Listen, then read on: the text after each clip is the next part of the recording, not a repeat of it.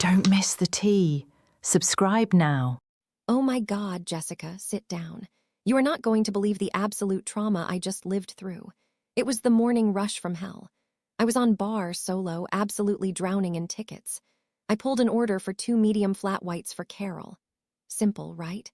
I whip them up, feeling like a barista ninja, walk over to the pickup window and call out, "Carol, 2 flat whites for Carol."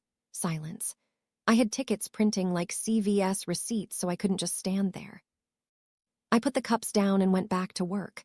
While the milk is steaming for another order, I yell again. "Carol, order for Carol." Finally, this teenage boy steps forward. He's got this soft, shy look and speaks in a quiet German accent. "Ist is mine." My brain short-circuited. He is clearly not a Carol. I just blurted out way too aggressively, "These are 2 flat whites for Carol." He blinks, looks completely lost, points a shaking finger at the cups and asks, is that my hot chocolate?" Girl, the audacity. I looked him dead in the face. I didn't even try to be nice. I just snapped. "Are you Carol?" He looks down, then whispers, "Gunther." And then, for some petty, adrenaline-fueled reason, I decided to lecture him. I said, loud enough for the whole cafe to hear, "Carol is a woman's name. These are not for you." He looked so confused, but he reached for one of the cups anyway. I gave him a death stare, and he froze. But while I was staring down this teenager, I forgot the soy milk I was steaming. It boiled over.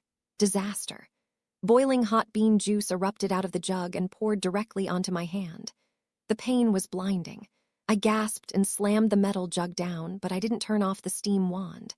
So now, the wand was angled directly at my forearm, actively steam-cleaning the skin off my body with a loud hiss. I let out a noise like a wounded pterodactyl, and I blamed Gunther. The rage was nuclear. I spun back around to face him, ignoring the searing pain, ready to unleash the fury of 1,000 suns. I spun around, hand burned and arm throbbing, and I screamed at him. "What is your order? What did you order?" The kid looked like he had been slapped. He was stunned, afraid, like a deer caught in headlights. He just stared at me. He didn't say anything, and that made me angrier. "What did you order?" I repeated it louder, spacing out the words like I was talking to an idiot. He looked absolutely terrified now. His face was bright red. And that's when it happened. That's when my soul left my body and descended straight to hell. I was leaning over the counter, glaring at him, and the light hit the side of his head just right. I saw something. There was a little clear tube running over the top of his ear, connected to a beige device tucked behind it. I froze. The anger evaporated instantly, replaced by a sickening dread. It was a hearing aid. Jessica, the poor kid, was deaf.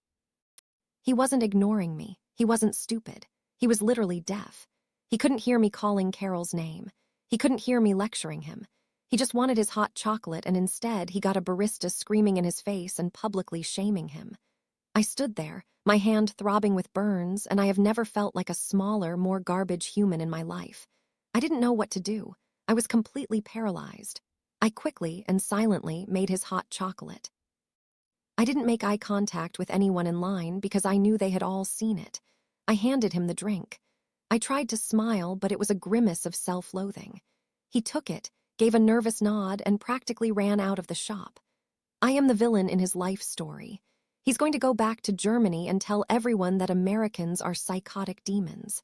Please tell me I'm not the worst person in the world. Actually, don't. I am.